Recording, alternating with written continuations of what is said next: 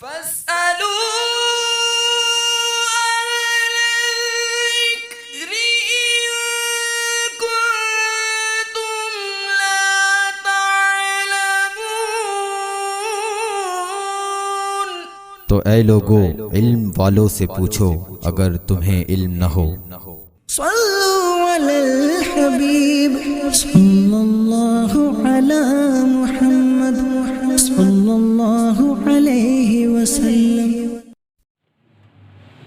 الحمدللہ رب العالمین والصلاة والسلام علی سید الانبیاء والمرسلین، اما بعد فاعوذ باللہ من الشیطان الرجیم، بسم اللہ الرحمن الرحیم۔ الصلاة والسلام علیکہ یا رسول اللہ وعلی آلک وصحابک یا حبیب اللہ۔ یسألونک عن الاہلہ، تم سے نئے چاند کو پوچھتے ہیں۔ قل ہی مواقیت للناس والحج، تم فرما دو وہ وقت کی علامتیں ہیں لوگوں اور حج کے لیے۔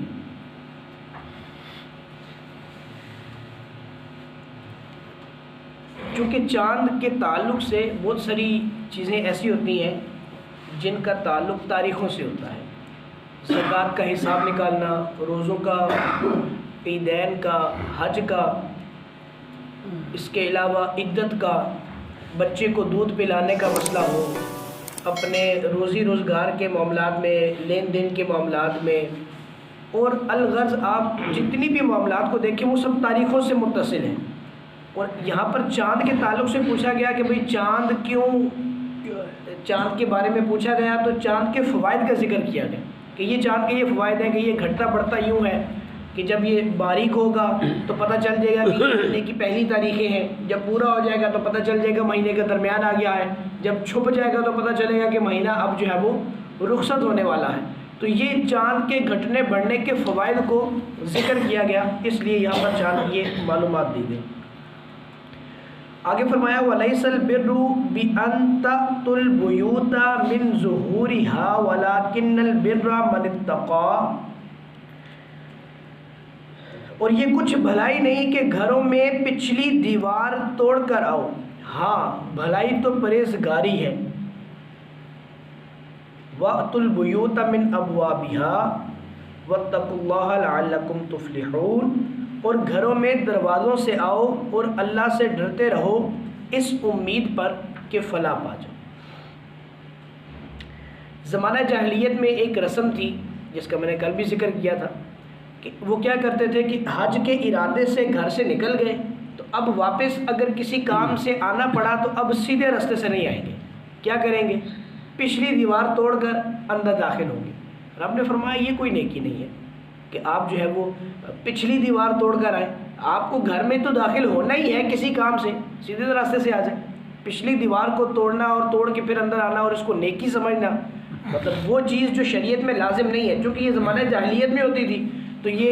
اس کو جو ہے وہ منع کر دیا گیا کہ یہ رسم جو ہے یہ صحیح نہیں ہے۔ ایسی چیز کو شریعت میں اپنے اوپر لازم کر لینا جو شریعت نے لازم نہیں کی، یا ایسی چیز کو اپنے اوپر منع کر لینا جس کی ممانعت کا شریعت نے حکم نہیں دیا،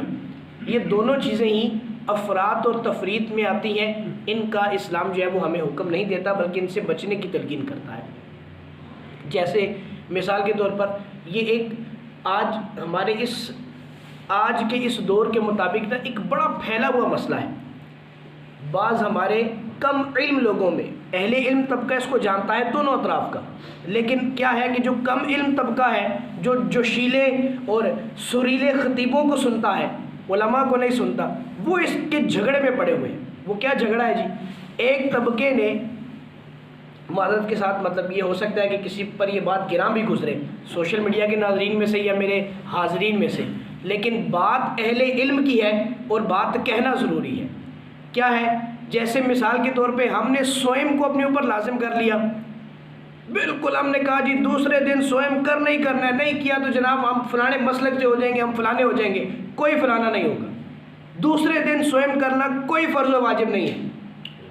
لیکن اس پر یہ دلیل دینا کہ نہیں جی یہ کرنا نہیں ہے تو اس لیے اس بات پر اڑ جانا کہ نہیں سوئم کرنا ہی نہیں ہے، وہ بھی منع ہے، اور جو یہ کہے کہ دوسرے دن ہی کرنا ہے وہ بھی منع ہے۔ دونوں اطراف کے جہلا لوگوں نے اس کو ایسا وہ کر دیا، 10ویں دن 10واں کرنا ہی ہے جی، لازم ہے، کوئی لازم نہیں ہے، 40ویں دن 40واں کرنا ہی لازم ہے، کوئی لازم نہیں، اور جو اس کو منع کرے وہ بھی غلط ہے۔ یعنی منع کرنے پر بھی ہم زور نہیں دے سکتے کہ نہیں کرنا ہی نہیں ہے، بالکل 40واں حرام ہے، 100 حرام ہے، 10واں حرام ہے، ان کا یہ کہنا بھی غلط ہے۔ اصل کیا ہے، بیسک کیا ہے؟ بیسک یہ ہے کہ اصال ثواب کی محفل ہے، وہ دوسرے دن کریں، پہلے دن کریں یا 100ویں دن کریں، جب بھی کریں ضرور، اصال ثواب ہے۔ اور حضور جان عالم علیہ السلام کی حدیث مبارکہ ہے کہ سرکار علیہ السلام نے ارشاد فرمایا کہ مرنے والے کے لیے جب دنیا سے کوئی چلا جاتا ہے تو اس کے لیے ظاہر ہے نیکیوں کا دفتر بند ہو گیا۔ اب تو وہ کچھ، یہ میں حدیث کا ایک مفہوم بیان کر رہا ہوں، من وان حدیث نہیں ہے۔ اب چونکہ اس کا دفتر تو بند ہو گیا، اب وہ تو کوئی نیکی نہیں کر سکتا، اب اس کے لیے بھلائی کیا ہے؟ ہم اس کے لیے نیکیاں اصال کریں،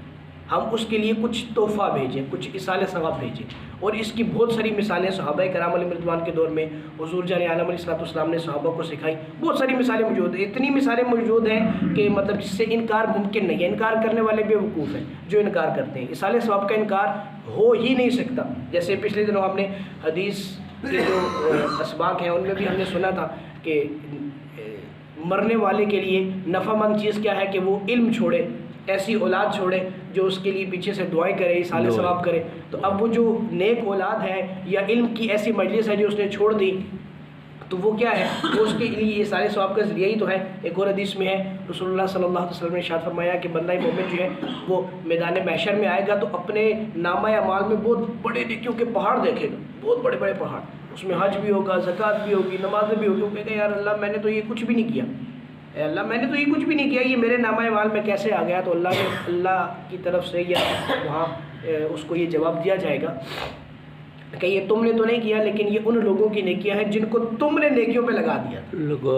تھا، ہماری وجہ سے کوئی نیکی پہ لگ گیا، اس کی نیکیوں کا ثواب بھی ہمیں ملتا رہے گا۔ تو جب اس کی نیکیوں کا ثواب مل سکتا ہے تو پیچھے سے جو لوگ دعائیں کرتے ہیں، جو اصال ثواب کی محفلیں مناتے ہیں، ان کا ثواب ہمیں کیسے نہیں مل سکتا؟ ان کا ثواب بھی مل سکتا ہے، لیکن اس کو حصر کرنا سوئم کے ساتھ ہی، 40ویں کے ساتھ ہی، تیجے کے ساتھ ہی، 10ویں کے ساتھ ہی، یہ حصر کرنا منع ہے۔ اس کو اس بات پر مقید نہ کیا جائے کہ دوسرے دن ہی سوئم ہوگا، چوتھے دن ہی چوتھا ہوگا، اس پر حصر نہ کیا جائے، بس اصال ثواب کی محفلیں کی جائیں اور اس کو نام کوئی بھی دے دیں، بھلے ہم چوتھے دن جا کے کریں اور اس کو سوئم کا نام دیں تب بھی کوئی حرج نہیں ہے۔ اس طرح کی قید لگانا جو شریعت میں نہیں ہے اس کو لگانا، یہ شریعت اس کو منع کرتی ہے۔ یہ افراط و تفریط کہلاتا ہے کہ کسی طرف خواہ مخواہ میں بہت زیادہ گھس جانا یا کسی کو خواہ مخواہ میں اپنے اوپر حرام کر لینا، جیسے کہ ہم نے شروع میں سنا تھا کہ بنی اسرائیل کے اوپر جو ہے وہ سارے گوشت حلال تھے، انہوں نے خواہ مخواہ میں اپنے اوپر بہت سارے کھانے جو ہے وہ حرام کر دیے تھے۔ تو شریعت نے اسے بھی منع کیا کہ اپنے اوپر خواہ مخواہ میں وہ چیزیں حرام نہ کرو جس کا تمہیں شریعت حکم نہیں دیتی۔ اللہ ہمیں اس سے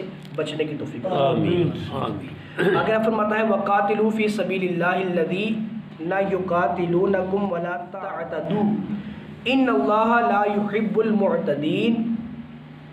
اور اللہ کی راہ میں لڑو ان سے جو تم سے لڑتے ہیں، اور حد سے نہ بڑھو، اللہ پسند نہیں رکھتا حد سے بڑھنے والوں کو۔ 6 ہجری میں ایک بہت بڑا واقعہ ہوا، صلح حدیبیہ کا واقعہ، بڑا مشہور و معروف ہے، یہ نام تو تقریباً تمام مسلمانوں کے بچوں نے سنا ہوگا کہ صلح حدیبیہ کا ایک واقعہ ہوا تھا۔ وہ ہوا کیا تھا کہ حضور جان عالم علیہ السلام اپنے اصحاب کے ساتھ مکے میں آئے عمرہ کرنے کی نیت سے، کوئی لڑائی کا، کوئی جہاد کا، کوئی ایسا جو ہے وہ ذہن نہیں تھا، کوئی نیت نہیں تھی، صرف عمرہ کرنے کی غرض سے آئے تھے۔ چونکہ 6 سال ہو گئے تھے مکہ سے گئے ہوئے، تو اب جو ہے وہ حرم پاک میں عمرہ کرنے کی نیت سے آئے۔ کفار مانے ہوئے، نہ آنے دیا، تو وہاں پر پھر وہ صلح حدیبیہ کا، حدیبیہ کے مقام پر یہ بہت بڑا ایک چیپٹر ہے وہ ہوا۔ پھر آئندہ سال کیا ہوا کہ حضور جان عالم علیہ السلام کے ساتھ 1400 صحابہ، 1400 صحابہ جو ہے وہ آئے عمرہ کرنے کے لیے، اور چونکہ ان کے پاس کوئی تلواریں نہیں تھی، 3 دن کے لیے مکہ ان کے لیے خالی کیا جانا تھا، لیکن پھر بھی ان کے دل میں ایک ڈر تھا۔ وہ ڈر کیا تھا کہ کہیں ایسا نہ ہو کہ کفار اپنے عہد سے پھر جائیں، اور چونکہ ہمارے پاس کوئی اسلحہ بھی نہیں ہے، اور ویسے بھی زمانہ جاہلیت سے لے کر اوائل اسلام تک حرم مکہ میں، یہ جو حرم شریف کی حدود ہے اس میں جہاد کرنا، جنگ کرنا منع تھا، جہاد میں جنگ کرنا منع تھا، اور جو ایسے مہینے تھے حرمت والے ان میں بھی جنگ کرنا منع تھا۔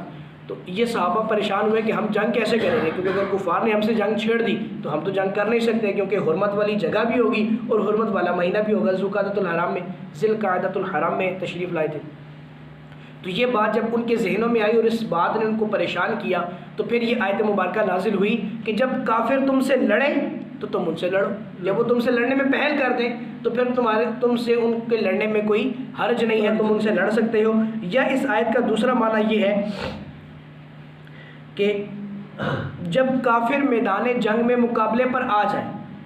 اب وہ میدان جنگ میں آ گئے مقابلے پر، اب ان سے بھاگنا یا ان کو پیٹھ دکھانا یا ان کو جنگ سے چھوڑ دینا اس وجہ سے، کسی ایسی وجہ سے، تو یہ جو ہے وہ ایک مسلمان کی شان نہیں، وہ ان سے پیٹھ نہ پھیریں۔ یا اس آیت کا تیسرا معنی یہ ہے کہ وہ لوگ جو جنگ میں آتے نہیں ہیں، جیسے بوڑھے ہیں،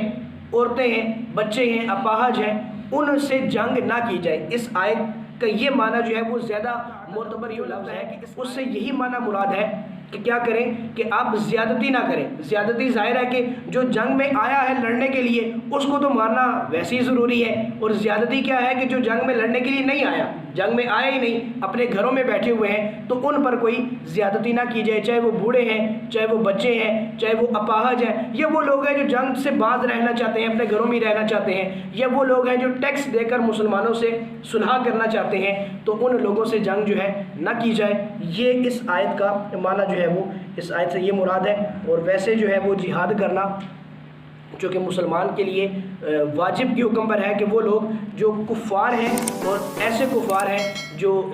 جن کے ساتھ جنگ کرنا جائز ہے، ہر کافر کے ساتھ جنگ کرنا جائز نہیں ہے۔ یہ ایک لمبا ایک چیپٹر ہے، یہاں پر صرف سمجھانے کے لیے عرض کر رہا ہوں، یہ آگے ان آیات میں آئے گا تو انشاءاللہ اس کو ہم تفصیل سے سنیں گے کہ وہ کافر حربی جس کے ساتھ جنگ کرنا جائز ہے، اس کے ساتھ بھی ہم جنگ یوں کریں گے کہ سب سے پہلے ہم اس کو اسلام کی دعوت دیں گے کہ بھئی آپ مسلمان ہو جاؤ۔ اگر وہ اسلام لانے سے انکار کرتا ہے تو پھر ہم اس کو ٹیکس کی طرف لے کر آئیں گے کہ آپ ٹیکس دے کر ہم سے صلح کر لیں۔ اب وہ اس بات پر بھی نہیں آتا تو پھر تیسری بات اس سے جو ہے وہ یہ کریں گے کہ ہم اس سے جنگ کریں گے، جنگ کر کے پھر اس کا علاقہ لینا اور یہ باقی سارے معاملات کرنا۔ یہ پھر آگے آیات میں اور آگے سورۃ توبہ میں انشاءاللہ اس کی تفصیل سے ہم اس کو سنیں گے کہ یہ اس کے جہاد کے کیا کیا حکم ہے، کب جہاد فرض ہوتا ہے، کب نہیں ہوتا۔ اللہ تبارک و تعالی ہمیں صحیح معنوں میں دین کو سیکھنے اور اس پر عمل کرنے کی توفیق عطا فرمائے۔